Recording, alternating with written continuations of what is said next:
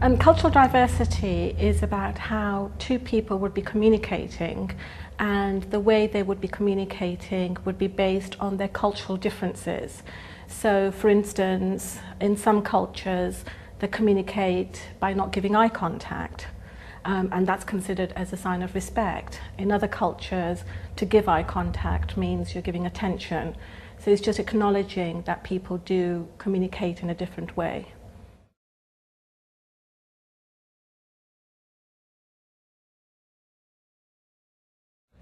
Cultural diversity covers a number of differences. So when we're talking about differences in relation to behaviour, attitude, differences in relation to values, to beliefs, gender differences, status differences. So there are a number of differences that would then come under the umbrella of cultural diversity.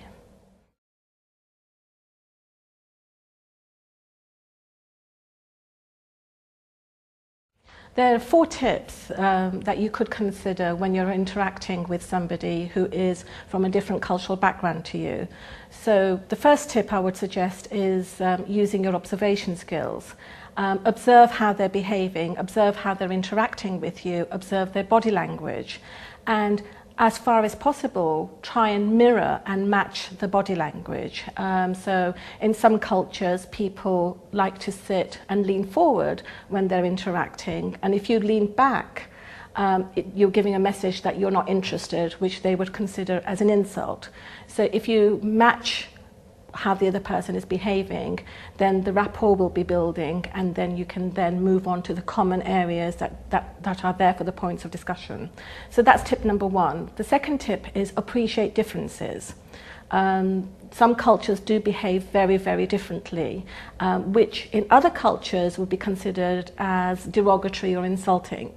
So for instance, if you go to India, timekeeping is not so important there. People are fairly laid back, and they are not as bothered about timekeeping. If you go to Switzerland, as an example, if you're a minute late, it's considered as a real insult. So just be aware that there are differences in what's expected and in styles of communication. So appreciate differences. Another example I can give to you is in Northern Europe, people would communicate by giving facts.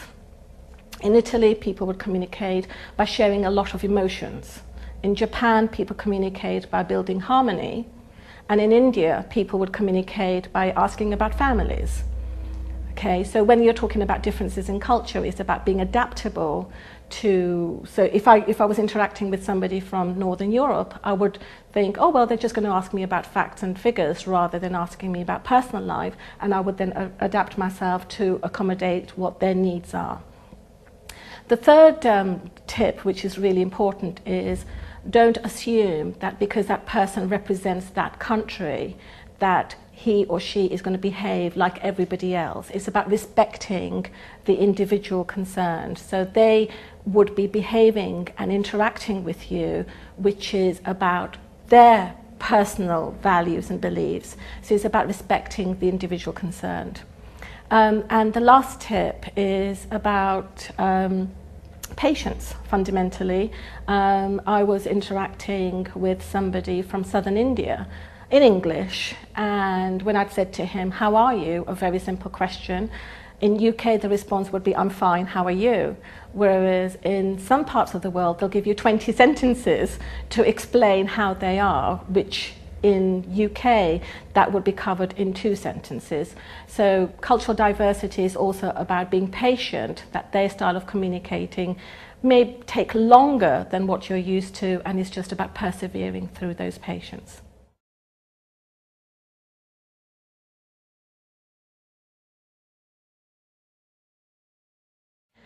Yes, cultural diversity fundamentally is about acknowledging differences, and it's about respecting those differences.